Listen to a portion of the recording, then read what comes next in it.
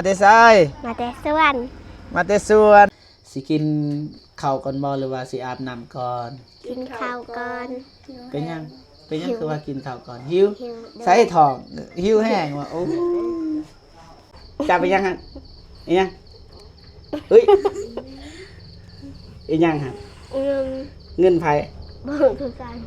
บ่ฮู้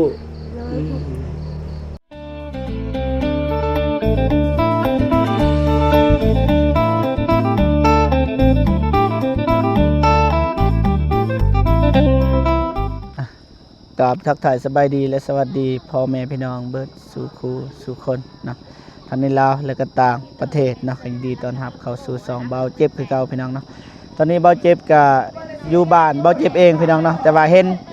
น้องเวียงแก้วพี่น้องเนาะย่างมาพี่น้องเนาะกายไปเมื่อกี้เบาเจ็บก็เลยหยุดถ่ายคลิปพี่น้องเนาะเป็นอะไรเฮาไปชมไปเบิ่งนำกันเลยพี่น้องเนาะไปนี่พอไปพี่น้องเนาะเจอน้องเวียงแก้วพี่น้องนี่อย่างทวนพี่น้องนี่มาไปใส่เด้เอาหยุดก่อนหยุดก่อนขออนุญาตติดใหม่เด้อนี่น้องวิ่งแก้วก่อนเด้อโอ้โหเอามาไปใส่พี่น้องนะ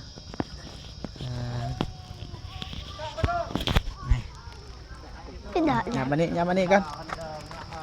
สบายดีสบายดีสบายดีน้องวิ่งแก้วสบายดีมาแต่ไสมาแต่สวนโอ้ยดึกดื่นครับพี่น้อง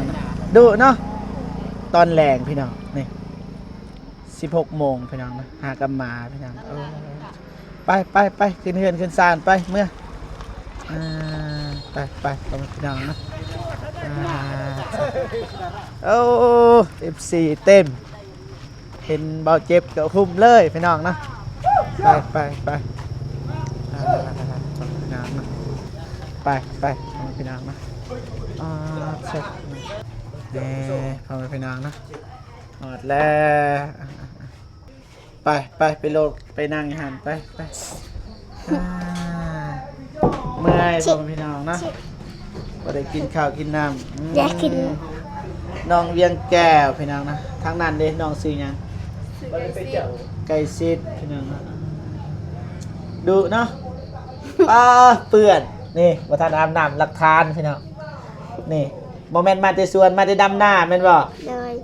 นี่เปื่อนนี่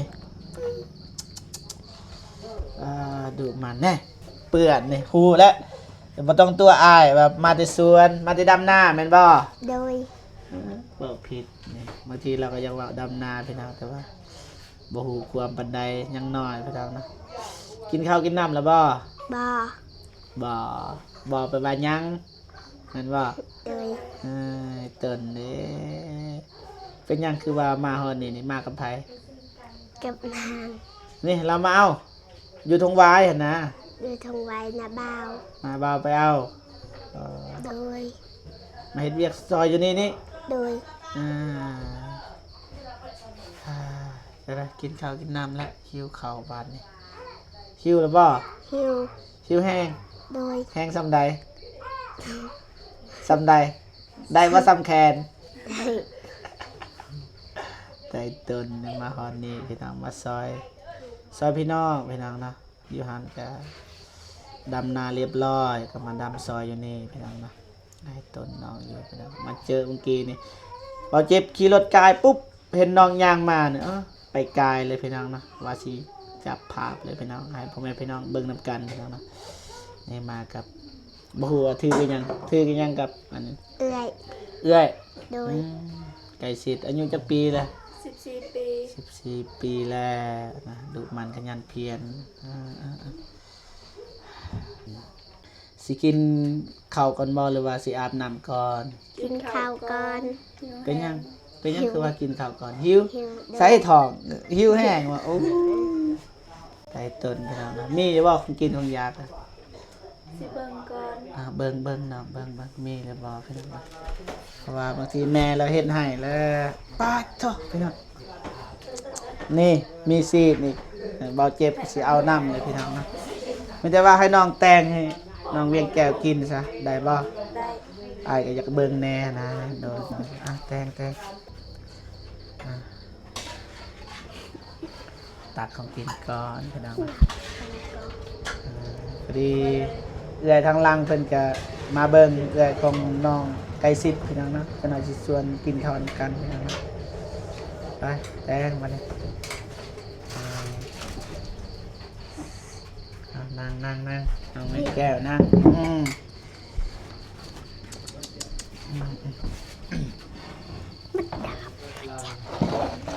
ก็ติดปลาอยู่ฮั่นปลาไปหั่นก็ได้ขันนี่น้องมากินข้าวมันมีก็ได้บ่สูงบ่หรือว่าสินั่งพื้นแล้วสินั่งตังนั่งพื้นเรียบร้อยเลยพี่น้องนะน้องกินข้าวมากินข้าวเป็นหมู่พี่น้องนะแล้วสบายดีเด้อน้องเด้อซื้อหยังน้อซื้อทันดี เป็นหยังกับน้องไก่ซิดนี่เป็นหยังเป็นน้องกันพี่น้องทางใดพี่น้องทางพอปกติน้องก็มาหาไก่ซิดตลอดบ่แม่มากินข้าวกินเลยพี่น้องนะบ่มีน่ากินน่ายากแม่เฮ็ดให้เรียบร้อยพี่น้องนะมาใกล้ๆมาใกล้ๆนี่น้องแม่แก้วนี่ยับเข้าน้องหน่อยเด้ซะพี่น้องกินปกติก็กินแบบนี้บ่น้องอยู่เฮือนโดยอาหารแบบนี้บ่อยู่นี่กับอยู่หันบ่ได้แซ่บสำคัญว่าฮะบ่นี่แซ่บอยู่หันกินแจ่วพี่น้องอยู่นี่มีซีนพี่น้องนี่กินจะมากินนะมาเป็นหมู่ตลอด FC บ่เจ็บนี่เราฮู้เด้นี่บ่เจ็บบ้านเดียวพี่น้อง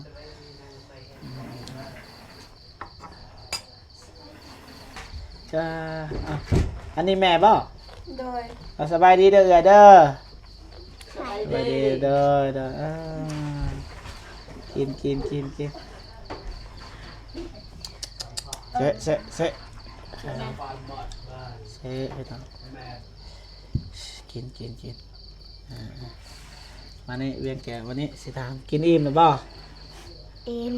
ยังกำลังกินสิว่าอิ่มตัวอายกินเพื่อนละดำนาเมื่อยบ่เมื่อยแต่กระสูเนาะมาซอยเวียกทางนี้พี่น้องไปต้นอะไรพี่น้องคือว่าน้องแก้วนี่เวียนแก้วนี่พอเราเสียชีวิตแล้วพี่น้องนะว่าแม่ก็สร้างครอบครัวใหม่ก็เลยอยู่น้ำยาพี่น้องนะแต่ว่าตอนนี้ก็มาซอยเวียกทางนี้พี่น้องนะแม่ก็มีเหตุผลนั่นแหละกันสิว่าพี่น้องนะเป็นอย่างคือบ่พาไปพี่น้องก็มีเหตุผลว่าบางทีก็ทางครอบครัวของแม่หันก็ทุกข์ยากก็เป็นใดพี่น้องนะก็บ่ว่ากันพี่น้องกินมาอายบ่อายบ่อายบ่อายกินน้องกินตรงนี้กินบ่เป็นหยังพี่น้องนะบ่อายท่านดีอายุจักปีแล้วเนาะ15 ปี15อันนี้14อันนี้เท่าไหร่10เจ๊กินมานี่แนมมานี่หยับมานี่หน่อยนึงสิถามเบิ่งมานี่เด้อนี่แนมมานี่บ่ต้องแนมทางอื่นเด้อมื้อใดสิกลับบ้านมื้อใดแล้วเวียกโดยคิดว่ามื้อใดกันบ่กวนแล้วเอากินจกข้าวจกกินเป็นหยังมาจังอะไรกินน้ำโดยกินลาย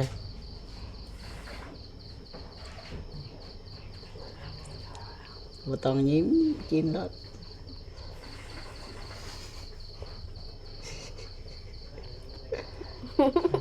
เอา กลัวอีกเนาะโจกเก่าอุ้ยจับไปยังฮะ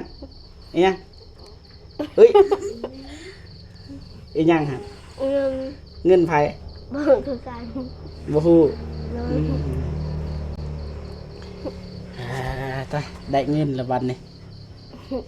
เซ็นอะไรวันนี้เงินไผเงินไผอ่ะถือแขนแล้วพี่น้องนะเห็นเงินกับแขนวันนี้นี่เซ็ตบาทนี่เงินเทวดาในกระติบเขาก็มีเงินพี่น้องนะบ่ฮู้ว่าเป็นเงินของผู้ใดพี่น้องอ่ากินอืมโอ้ VFC อีกมีคนทับไส้อีกพี่น้อง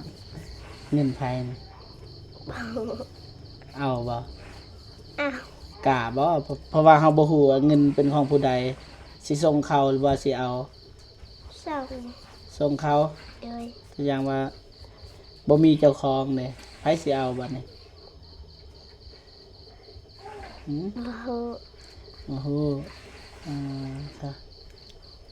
เงินเทวดาได้นี่นับเบิ้งเท่าไรฮู้บ่ฮู้เงินบ่ ฮู้ ลองนับเบิ้งนับเบิ้งเท่าไรนี่สั่นแล้ววันนี้พี่น้องโอ้นับเบิ้งเท่าไร 1 2 3 350,000 โดย เฮ็ดจังไดเนาะวันนี้นะโอ้โหเงินของผู้ใดพี่น้องนะเคยรับจ้างบ่ เคย บ่มื้อนั้นได้เท่าไรมื้อนั้นตัวเสียหยามื้อนั้น100,000 โดย มื้อหนึงเงินไผให้ นับบ่าวเตียง ทำงานมื้อนั้นเด้ โดย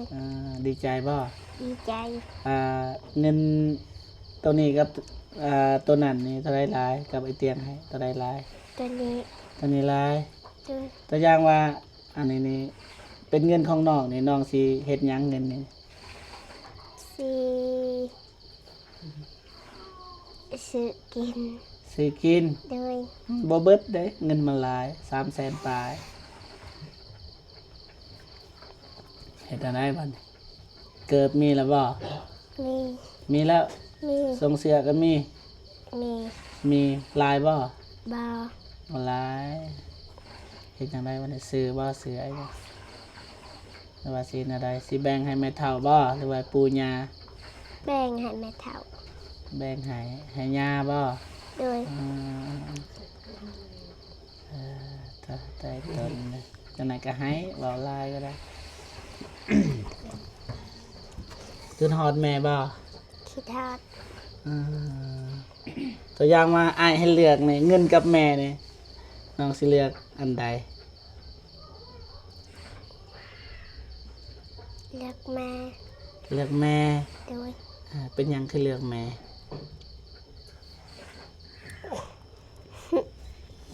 ขึ้นฮอดแม่บ่ ทอด อืมตัวอย่างว่าแม่เห็นในเบิ่งคลิปในแม่เห็นนี่ อยากฝากหยังกับแม่เว้าใส่นะเว้า เชื่อบ่เป็น เว้าบ่เป็น เถย เอาตัวอย่างว่าแม่เห็นในบ่ก็นอนแม่บ่ คิดทอด เอาก็บอกแม่ล่ะบอกแม่อายบ่ อาย บ่เป็นหยังพี่น้องเนาะโอเคพ่อแม่พี่น้องเนาะกินท่านอิ่มเนาะคิดว่าบ่เจ็บกวนตลอดพี่น้องเนาะโอเคอายสิบอกเด้ออันนี้ก็เป็นเงินของอายแหละอายเอามาให้ต้นนะเพราะว่าคันสิเว้ากับพี่น้องนะอันนี้มันบ่แม่นเงินของเบาเจ็บพี่น้องนะเป็นเงินของผู้ใหญ่ใจบุญนะจากต่างประเทศว่าซั่นซะส่งให้เบาลีพี่น้องนะแต่ว่าเบาลีก็ส่งต่อทางเบาเจ็บพี่น้องนะเพราะว่าอีต้นนอกแล้วที่เห็นคลิปเบาเจ็บแน่คลิปของ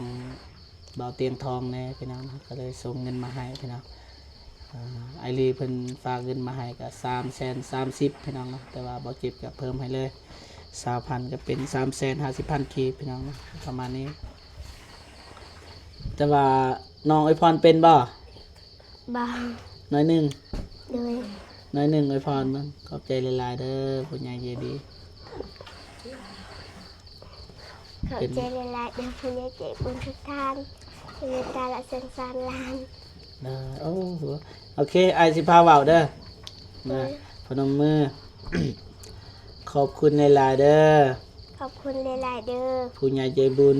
ผู้ใหญ่ใจบุญ จากต่างประเทศ จากต่างประเทศ ที่ส่งเงินให้ร้าน ที่ส่งเงินให้ร้าน ก็ขอให้ผู้ใหญ่ใจบุญ ก็ขอให้ผู้ใหญ่ใจบุญ จงมีแต่ความสุข จงมีแต่ความสุข สุขภาพแข็งแรง สุขภาพแข็งแรง ความเจ็บบ่ให้ได้ ความเจ็บบ่ให้ได้ ความไข้บ่ให้มี ความแค่บ่ให้มี ขอให้อายุมันควรยืน ก็ให้อายุมันคนยืน ปรารถนาสิ่งใด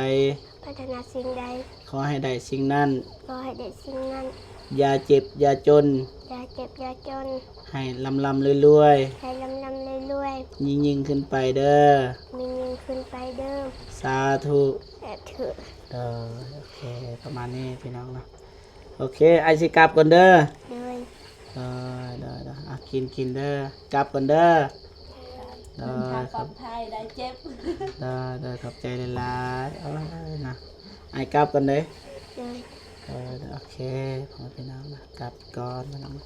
ว่ามืดค่ำให้น้องเพิ่นอาบน้ำก่อนอาบน้ำจึงนอนเด้อ โดย เห็นบ่มื้ออื่นสิไปใส่มื้อ สิไปนา ไปนาคือเก่า โดย บ่เมื่อยบ่ เมื่อย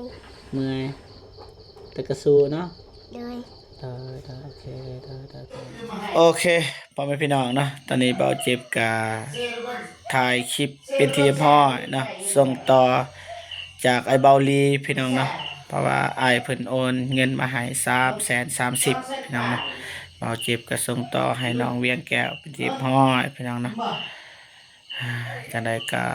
ขอบคุญกับคุณเนาะผู้ใหญ่ใจดีและ FC ทุกๆคนที่เมตตาสงสารเบาเจ็บตลอดมาและพิเศษหลายกว่าหันก็ขอขอบใจทางอ้ายลีพี่น้องนะที่ไว้วางใจเบาเจ็บเช่นกันและให้เบาเจ็บเป็นสะพานบุญในครั้งนี้จะได้ก็ขอขอบใจหลายๆนะคลิปนี้เบาเจ็บก็สิจบคลิปก่อนนะเพราะว่ามันมืดแล้วพี่น้องนะตอนนี้เบาเจ็บก็มาบ้านของอ้ายเบาเจ็บนี่นะพี่น้องนะเป็นทีมฮอดพี่น้องนะแล้วสิตัดคลิปลงก่อนพี่น้องนะพบพอกันคลิปหน้าเนาะสำหรับคลิปนี้ขอกล่าวคำว่าสบายดีเด้อนะฝากติดตามเลยก็สิลงมื้อนี้แหละพี่น้องนะ